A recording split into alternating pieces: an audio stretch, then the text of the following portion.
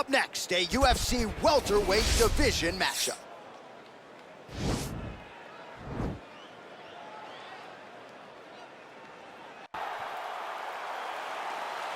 Ready. Ready, fight.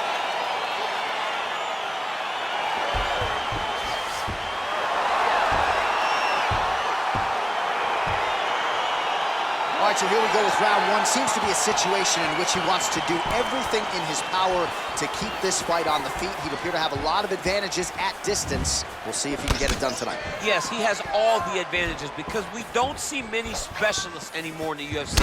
Guys can generally do everything, but this guy is a jiu-jitsu player. He wants to get the fight to the ground and start to weave his web of traps to try and find a submission. This striker needs to maintain his space. He needs to make sure he is not on the ground. Avoid it at all costs. And they separate. Effective punch there by Diaz. Well, he walked into his opponent's range there and ate that hook. He was unprotected, unguarded, and he's been susceptible to that hook in previous UFC fights. Got to figure out a way to move those feet and ultimately circle out and get that head off the center line. Man, how good is that jab from Nate Diaz? Almost as if he's been doing it for 20 years, right? I mean, he has been doing it. You know, he's got a great boxing coach in Richard Perez, a guy that he believes in, a guy that has allowed him to gain the confidence to stand with the best strikers in the world. He's got to be careful, dipping his head when he's throwing that jab. Some nice back and forth action here. Good series of kicks by him there, DC. He certainly has that part of his game going tonight. He's a fantastic kickboxer, but tonight is the kicks that's leading the dance. Oh, man, don't be afraid to raise the guard as another head kick lands. One more here, DC, and we could be having a referee coming in waving it off. It could be over in an instant if you do not block head kicks. What a phenomenal job by the offensive fighter, setting it up and then throwing that head kick over the top. Nice job setting it up, good job landing, great offense. Look at him whip his hip into that kick.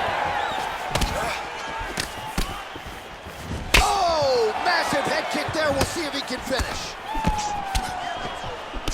He's mixing up his target. He's throwing kicks, he's throwing punches.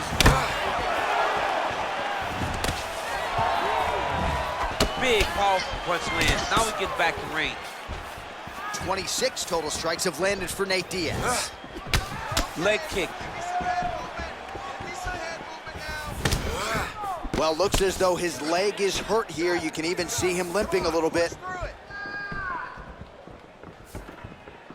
Final minute. Well done to block that powerful kick to the body.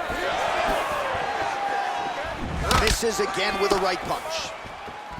And he connects there with a punch, so pretty good striking display by him thus far. He throws everything so straight and so accurate.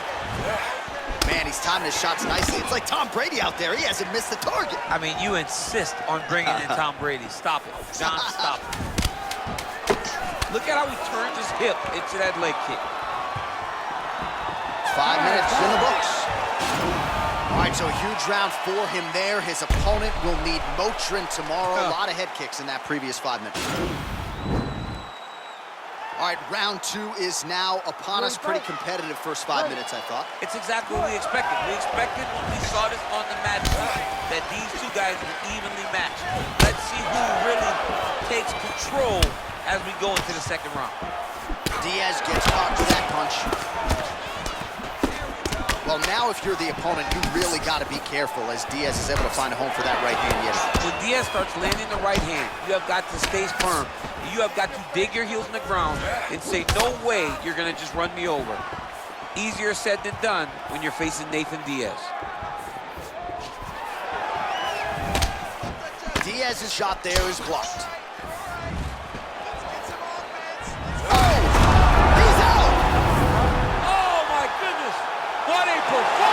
Yeah, there's another one for the highlight reel, and that's probably as good a knockout as he's had in the UFC. Just a perfect shot to end the fight. Crowd absolutely loving it. Flush land to close out his opponent. I'm not even sure the other fighter saw it coming. So a big knockout for him here tonight on the biggest of stages.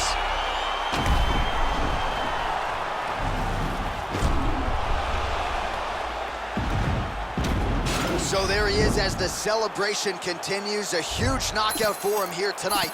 That could hold